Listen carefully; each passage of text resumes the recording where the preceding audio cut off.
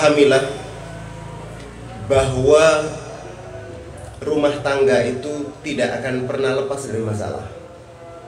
Itu harus antum ketahui. Qari tadi membaca ayat Allah Subhanahu wa taala. Ya. Imra'ata Nuhin wa imra'ata Lut kanata tahta abdaini min ibadina salihaini fa khanatahuma. Jadi bayangkan istri Nabi Allah Nuh dan Nabi Allah Lut yang oleh Allah Subhanahu wa taala dikucuri wahyu. Itu juga khianat. Khanatahuma. Ya, khianat. Artinya mereka pun juga mempunyai masalah dalam rumah tangganya. Ya. Kita ingat ada seorang sahabat mubashir bil jannah bernama Zubair bin Awam radhiyallahu anhu. Seorang mujahid saleh, pemberani, dan beliau digembirakan oleh Rasulullah SAW pasti masuk surga, dan termasuk 10 orang yang digembirakan masuk surga itu. Orang yang sangat istimewa, sahabat Rasul jalil, menikahi wanita yang sangat mulia, putri dari seorang laki-laki yang termulia setelah Muhammad SAW, yaitu Abu Bakar Siddiq radhiyallahu anhu. Siapa dia? Asma bintu Abi Bakar. Kurang mulia apa? Ibunda Asma Dzatun Nitaqain, yang punya julukan 2 tali kekang, ya, atau tali pengikat, yang dipakai oleh beliau pada saat itu untuk membawa makanan, mengirimkan makanan ke Gua Thur, ya, yang kita tahu, ya, kalau ada yang pernah umroh itu terjal betul, itu merayap naik ke sana, ya, untuk mengikat makanan itu dengan tali tadi, dan yang tali yang satu untuk mengikat perutnya yang pada saat itu sedang hamil tua, sekitar 8 bulan, supaya nggak jatuh itu janin. Perjuangannya untuk Islam luar biasa, ya. Beliau meninggal di usia 90 tahun kurang lebih.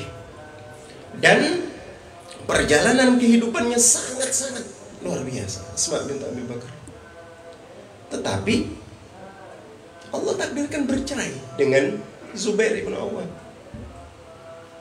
Jadi ada hal-hal yang kadang-kadang tidak chemistry dalam sebuah pernikahan itu. Ada hal-hal yang kadang-kadang memang merupakan takdir Allah Subhanahu wa ta'ala yang harus kita terima. Tidak ada satupun rumah tangga kecuali pasti ada masalah di situ. Tinggal bagaimana cara kita menyikapi masalah. Bukankah rumah tangga termulia adalah rumah tangga Muhammad sallallahu alaihi wasallam, Sayyidil Mustafa? Beliau pernah tidak mendekati istrinya 1 bulan penuh, semua istrinya. Jadi pisah ranjang itu 1 bulan penuh. Bayangkan, marah sama mereka gara-gara istri-istri Rasulullah SAW ini minta sedikit tambahan uang belanja, karena melihat wanita-wanita Ansor pada saat itu dimanja oleh suami-suaminya dengan uang belanja yang cukup banyak. Wajar wanita pengen mendapatkan tambahan. Tapi Rasulullah SAW merasa itu berat, ya, itu berat. Nah, makanya ada 7 cara merawat cinta itu berdasarkan Al-Quran dan As-Sunnah, di mana kita harapkan dengan itu kita bisa merawat rumah tangga kita masing-masing supaya menjadi langgeng, sakinah, mawaddah, warahmah. Yang pertama adalah merawat komitmen. Apa sih komitmen rumah tangga itu? Komitmen rumah tangga adalah mitsaqan ghalidh. Rumah tangga itu adalah satu tali yang kokoh dengan Allah Subhanahu wa taala. Kita ini sedang mengikat komitmen dengan Allah. Akhadtumuhunna bi amanatillah. Kita ambil istri itu dengan amanat Allah. Wastahlaltum furujahunna bi kalimatillah. Jadi halal farjinya, kehormatannya dengan kalimat Allah, mulia, Abdul Jalal. Tidak main-main. Ya. Ini komitmen namanya. Ini yang harus kita pegang. Ya Allah, saya ini berkomitmen denganmu. Wanita yang saya nikahi ini adalah wanita yang dimana akadnya nyambung sama arasy-Mu ya Allah. Nggak mungkin kemudian saya begitu saja menyia-nyiakannya, menzoliminya dan seterusnya. Nah itu insya Allah bisa menjaga komitmen. Sejak awal kita mencari jodoh, itu sudah kita cari jodoh yang salihah, yang baik. Ya kan? Fadfar bidzatid din taribat yadak. Ambil yang agamanya baik supaya engkau selamat. Itu komitmen semua. Sampai kepada pada saat kita merawat jodoh itu harus tetap berada dalam komitmen yang sama. Supaya cepat ya, karena sudah pada lapar. Yang kedua, merawat pondasi bangunan keluarga. Nah, bangunannya ini setelah komitmennya dijaga, bangunannya dijaga. Apa pondasi keluarga? Takwa. Tidak ada pondasi terbaik kecuali takwa. Asas itu harus takwa. Bekal itu harus takwa. Nah, bangunlah kondisi keluargamu wahai Zuhal dengan takwa. Bagaimana bisa bertakwa? Bila ilmu, belajar, banyak baca Quran, banyak baca hadis, banyak baca buku-buku tentang hal-hal yang bisa mengangkat dan menaikkan ketakwaannya, memahami ketakwaannya. Nah, disitulah akan insya Allah Allah berikan jalan untukmu. Ya, yaj'allahu makhraja. Allah berikan jalan keluar dari semua masalah bagi orang-orang yang bertakwa. Ittaqullaha, bertakwalah engkau kepada Allah, wa yu'allimukumullah. Allah akan berikan jalan keluar. Allah akan berikan jalannya. Allah akan berikan ilmunya. Ya, takwa. Nah, yang ketiga merawat visi. Visi itu apa? Apa yang akan kita tuju? Nah, itu visi. Visinya apa? Sehidup sesyurga. Nah, itu visinya. Visi menikah. Melangkah bersama istrimu menuju surga Allah. Itu visi. Dan itu Allah sebutkan dalam surah At-Tur ayat 21. A'udzubillahi minasyaitonirrajim. Walladzina amanu, orang-orang yang beriman, ya, dan orang-orang yang beriman wattaba'ahum dzurriyyatahum biimanin, dan kemudian diikuti keimanannya itu dengan anak cucunya, alhaqna bihim dzurriyyatahum, kami pertemukan di surga itu dengan anak cucunya. Jadi engkau akan dipertemukan nanti sama Allah dengan istrimu, dengan anakmu di surga. Nah, itulah visi. Kesana engkau melangkah. Paham ya? Di situ visi. Dirawat itu visi. Kalau kamu ada masalah sama istrimu, dan pasti nanti akan ada saja masalah, berpikirlah, ya Allah, saya ini membawa amanat untuk melangkah bersama istri saya ini ke surga. Mosok gara-gara masalah kecil saya harus rami. Nah, itu insya Allah akan melanggengkan rumah tangga. Nah, setiap orang pasti punya harapan, punya ekspektasi pada saat dia menikah. Punya istri yang baik, soleha, hafalannya banyak, apa segala macam. Tapi seringkali begitu dia menikah, dia tidak dapatkan itu. Ya, harapannya tidak sesuai dengan apa yang terjadi. Nah, disitulah perlu kesiapan kita untuk menerima takdir Allah Subhanahu wa taala istri, dan kemudian melangkah bersamanya dalam satu visi. Buat, ajak dia bicara, apa yang akan kita lakukan sama-sama, begitu. Ya, diajak bicara itu istri. Ya. Harus cepat ya. Yang keempat, merawat motivasi. Apa motivasinya kita ini? Ikhlas. Motivasi kita itu ikhlas, meraih ridha Allah, melakukan segala sesuatu hanya untuk Allah. Itu namanya motivasi. Sehingga apapun yang engkau lakukan, kalau dia ikhlas karena Allah, istrimu pasti ridha. Apapun yang dia lakukan, kalau itu ikhlas karena Allah, engkau pasti ridha. Selesai masalah. Landasi seluruh amalan yang engkau lakukan dan aktivitasmu, terutama dalam hidup rumah tangga itu, dengan ikhlas. Itu motivasi. Ya. Kenapa begitu? Karena pernikahan itu adalah ibadah yang terpanjang. Semua hidup kita, mulai kita mengikat akad dengan Allah Subhanahu wa taala mitsaqan ghalidha itu dengan qabiltu, maka disitulah mulai jalan itu ibadah terpanjang yang namanya hidup berumah tangga. Makanya keseluruhan ibadahnya itu harus dilandasi dengan ikhlas karena Allah Subhanahu wa taala. Yang kelima, menjaga kelekatan. Nah, ini harus lekat itu sama istri itu. Ya. Al-Quran menggambarkan istri itu sebagai apa? Libas. Hunna libasun lakum wa antum libasun lahunna. Mereka ini pakaian bagimu dan engkau pun pakaian bagi mereka. Makanya karena dia pakaian, dia harus melekat dengan dirimu. Ya? Jadi harus dekat, harus melekat. Ya? Kelekatan yang bagaimana?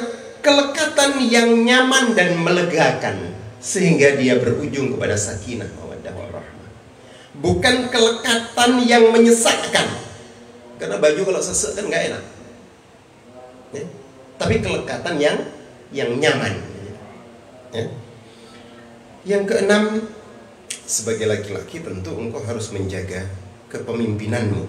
Ar-rijal qawwamuna 'alan nisa. Ya, laki-laki itu pemimpin rumah tangga. Nah, dia harus memimpin keluarga ini dengan penuh mas'uliyah, tanggung jawab dan penuh cinta. Rasulullah SAW bersabda, khairukum li ahli. Sebaik-baik kalian adalah yang paling baik bersikap kepada ahli keluarganya. Artinya ukuran kebaikan itu adalah bagaimana seseorang bersikap kepada istri.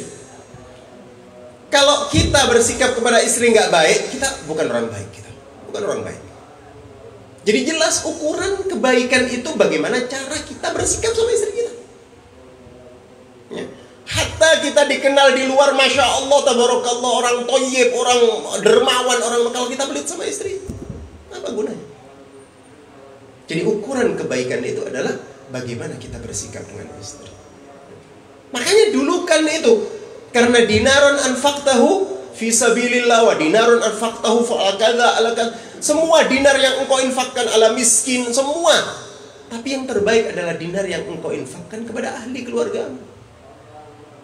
Dulu kan mereka, karena mereka paling berhak. Nafkah itu wajib. Kalau tidak engkau berikan, hutang. Sekali lagi ya, nafkah itu wajib, dan kalau tidak engkau berikan, hutang. Ya, tetapi engkau memberikan kepada orang tua, memberikan kepada yang lain, tidak hutang dia, tapi nafkah wajib. Ya. Nah, kemudian yang terakhir, supaya tidak terlalu lama, jagalah komunikasi. Ya, komunikasimu dengan istrimu, komunikasi yang menenteramkan, komunikasi yang melegakan hati, komunikasi yang bisa dinikmati. Nah, komunikasi itu bisa terjalin dengan cara ta'aruf, saling kenal. Kau mengenali kebiasaannya, dia mengenali kebiasaanmu. Ya, kau tahu apa yang kemudian hal-hal yang membuat dia tidak suka. Ya? Begitu juga dia harus kenal. Oh, bau seperti ini suami saya tidak suka. Ada seorang istri yang kalau di kamar itu bersama suaminya pakai parfum yang bau melati, padahal suaminya nggak suka bau melati. Apa yang terjadi? Rame. Padahal maunya istri adalah melayani dengan baik. Nah, inilah pentingnya komunikasi. Sampaikan itu, ya fulana, wahai istriku, aku nggak suka dengan bau ini.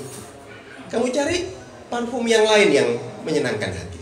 Nah, ini sehingga tafahum, saling memahami. Ya, kalau sudah tafahum, insya Allah nanti takaful, saling bisa memikul beban masalah di keluarga ini bersama-sama. Allah Subhanahu wa taala berfirman, wa ashiruhunna bil ma'ruf. Pergaulilah istri itu dengan cara yang ma'ruf. Ada saat komunikasi rasa, ada saat diskusi terbuka dan seterusnya, yang itu semua akan menjadi pernak-pernik yang menghiasi keluarga. Mudah-mudahan Allah Subhanahu wa taala menjadikan kalian keluarga yang sakinah mawaddah warahmah, dan lahir dari kalian berdua anak-anak yang soleh dan solehah. Jazakallah khair, mudah-mudahan ini ada manfaatnya. Aku qouli hadza wa astaghfirullahal azim li wa lakum. Wassalamualaikum warahmatullahi wabarakatuh.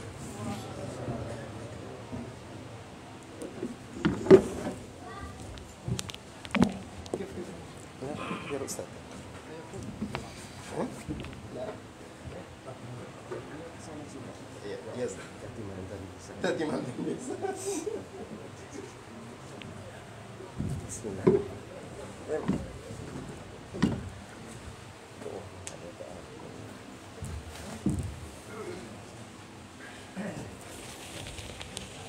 Bismillahirrahmanirrahim. Alhamdulillahirabbil alamin. Allahumma shalli ala sayyidina Muhammadin wa ala ali sayyidina Muhammad walhamdulillahirabbil alamin. Barakallahu lak wa baraka alaik wa jama'a bainakum fil khair. Barakallahu lakum wa baraka alaikum wa jama'a bainakum fil khair. Barakallahu lakum wa baraka alaikum wa jama'a bainakum fil khair. Rabbana la tuzigh qulubana ba'da idh hadaytana wa hab lana min ladunka rahmatan innaka antal wahhab. Rabbana hab lana min azwajina wa dhurriyyatina qurrata a'yun waj'alna lil muttaqina imama waj'alna lil muttaqina imama. Allahumma alif bainahuma mahabbatal mawaddah wal widda was sakinah wa hanan wa minan fi kulli hinin wa an warzuqhum auladan salihin barina liwalidayhima muti'ina khadi'in khashi'in muttaqina lillahi rabbil alamin. Rabbana atina fid dunya hasanah wa fil akhirati hasanah wa qina adzaban nar. Subhanakallahumma wa bihamdik asyhadu an la ilaha illa anta astaghfiruka wa atubu ilaik. Wa sallallahu ala sayyidina Muhammadin wa ala alihi wa sahbihi wasallam walhamdulillahi rabbil alamin. Amin.